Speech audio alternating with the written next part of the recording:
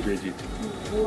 जो पंजाब के हालात हैं, ख़ास करके Gurdaspur district, Amritsar district, Tarn Taran district जो बॉर्डर बेल्ट और पठानकोट के बारे में, कि कैसे urgent representation of the deterioration of law and order in Punjab international border belt, Pakistan sponsored terror, narco terrorism, gangster and political alignment and political weaponization of the Punjab police.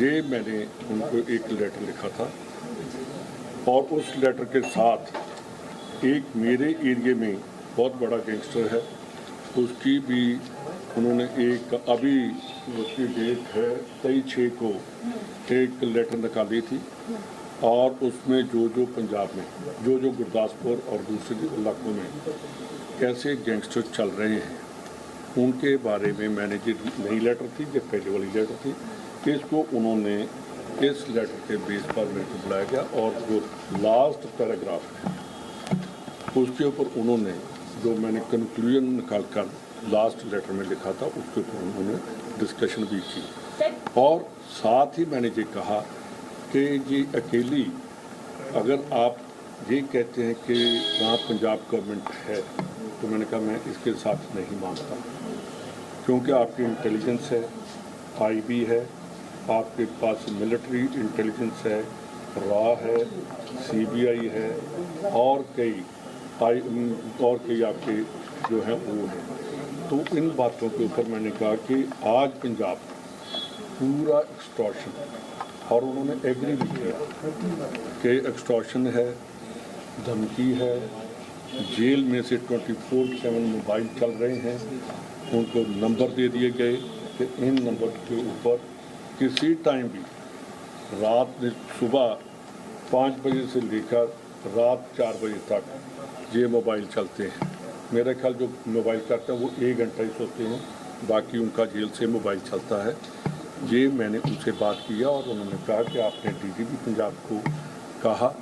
मैंने कहा जी उनसे बात करने का कोई फ़ायदा नहीं है, क्योंकि वो बिल्कुल जो चीफ मिनिस्टर कह रहे हैं और जैसे पंजाब में इलेक्शन लूटने की बात चल रही है, चाहे वो जिला परिषद है, चाहे कोई और है, गैंगस्टरों का जो बोलबाला है, गैंगस्टरों को कोई पकड़ने वाला नहीं है, इसमें आप अपना रोल बताइए कि गवर्नमेंट ऑफ इंडिया का क्या रोल है। जब टेररिज्म आया था तो उस टाइम पंजाब पुलिस और सेंट्रल फोर्सेस जो थी दोनों ने मिलकर पंजाब के टेररिज्म को ख़त्म किया। तो मैंने कहा जी अगर आज गवर्नमेंट ऑफ इंडिया ये कहती है कि ये पंजाब पुलिस का है, ये नेशनल सिक्योरिटी को थ्रेट है और पाकिस्तान डायरेक्ट इंटरवीन कर रहा है, इस बात से आप भाग नहीं सकते।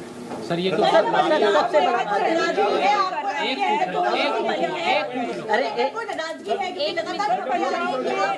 बारे में कहा जा रहा है सर कि कांग्रेस से आपकी कुछ नाराजगी है। एक आदमी बोलेगा कि पंजाब में चन्नी जी आज बैठक कर रहे हैं, उसको लेके आप क्या कहेंगे? मेरे से ज़्यादा चन्नी जी जवाब दे सकते हैं सर क्या है, ये उनकी है।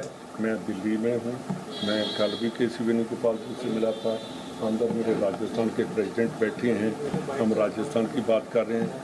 जो चन्नी जी से मेरे से ज़्यादा अच्छा जवाब चन्नी जी दे सकते हैं या राजा वड़िंग दे सकते हैं, मेरे से ज़्यादा। सर पंजाब कांग्रेस में सब कुछ ठीक ठाक चल रहा है।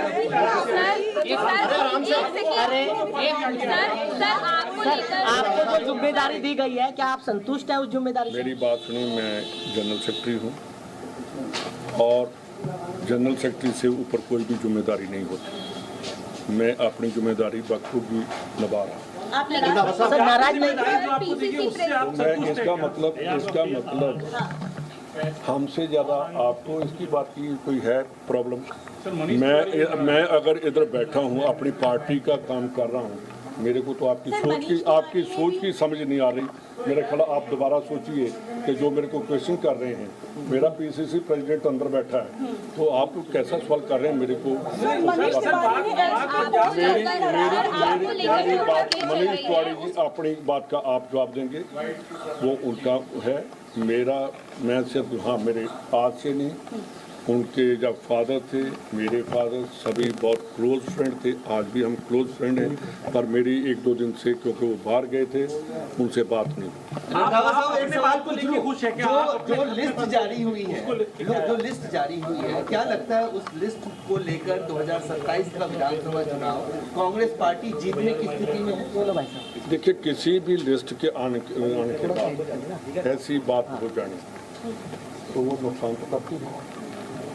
ये तो मेरी एक आदत बन गई है कि मैं सच्चाई बोल देता हूँ, पता नहीं उसका मतलब क्या निकले।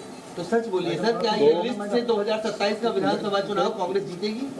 अभी देखिए कि इतने बुरे हालात भी नहीं हैं जो आप कह रहे हैं, पर सोचने वाली बात है कि ये नौबत नहीं आनी चाहिए थी। इतना मीटिंग्स करके और उसके बाद भी सेटिस्फाइड ना होना, ये दुख वाली बात है।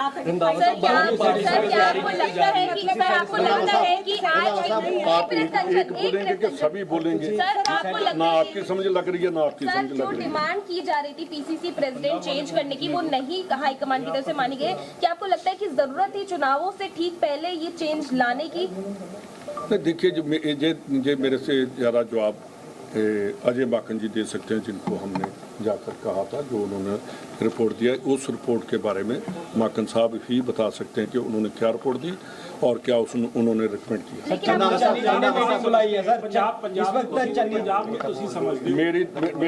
मेरी गल सुनो, तुसी मैनू इसलिए पूछा कि तुसी होम मिनिस्टर मिल के आए तो फालतू जेडे सवाल पूछने का मतलब ही नहीं बना। मैंने आपको जो जवाब देना, जो फालतू आप सवाल कर रहे हैं, मेरा एक ही था कि आप भाग कर रहे कि अमित शाह जी को मिले, मैंने आपको लेटर दे दी, वो जाकर जारी कर।